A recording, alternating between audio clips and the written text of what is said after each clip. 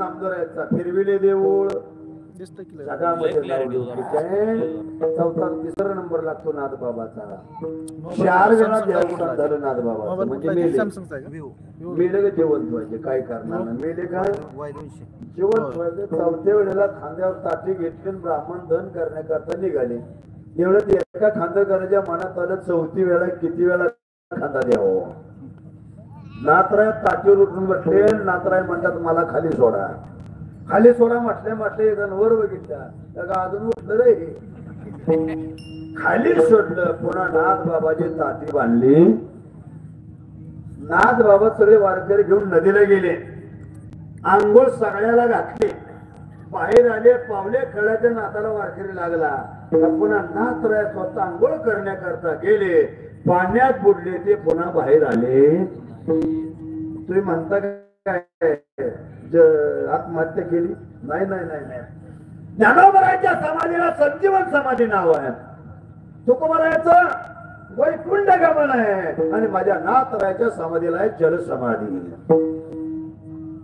त्याने अशी समाधी घेतली नोहे सारिता वेगळे आणि डबल वेळविता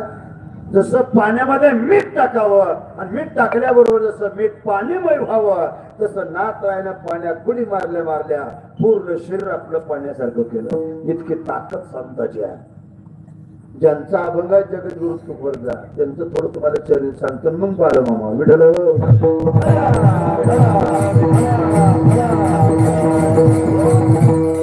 जगद्गुरु तुकोबरा ज्या वैष्णवाला मोठे पण देतात त्याचं कारण आहे त्याने केलेला पुरुषार्थ कोणालाही करता येतोय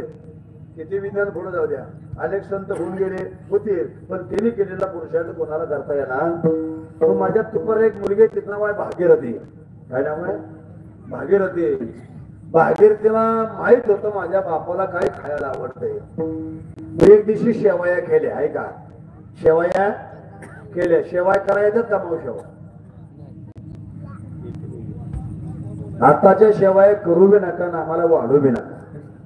नाव जर काढलं तर सुद्धा पोटात कुटू वा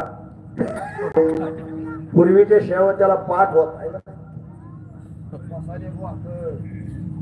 शेवाय व्यसन तर व्यसायला लागली तर मन भरून शेवायचं होते कुठं लक्ष लागत नव्हतं ते शेवाय उकळत्या पाण्यात टाकल्या का 2 मिनिटांमध्ये शिजून तयार व्हायच्या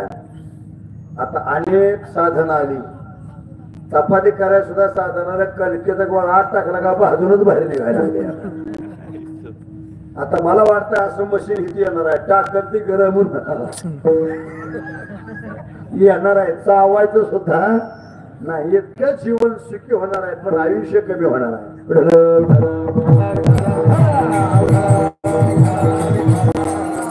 आता एक शेवगाचा शेवाय करायचं तुम्हाला माहित आहे ना शेवगा फळीला पॅक करायचा माग त्याला एक असा अन्नट होता त्या नटाला आवडला जर शेवगा आणि किती जरी फळीला आवडला तर जसं स्टँड हलतंय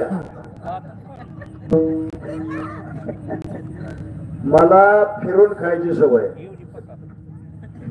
खिलार जनावर कधी डावणे टाकले नीट खात का खरेच ना काय पेढे टाकले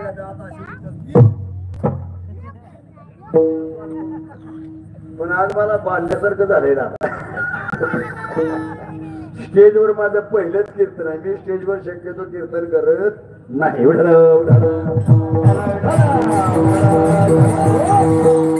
आमची शेवगा किती जरी आवडला तर तो हालतो म्हणजे एका हाताने शेवगा धरते दुसऱ्या हाताने हांडेल फिरवती ते हांडेल फिरवताना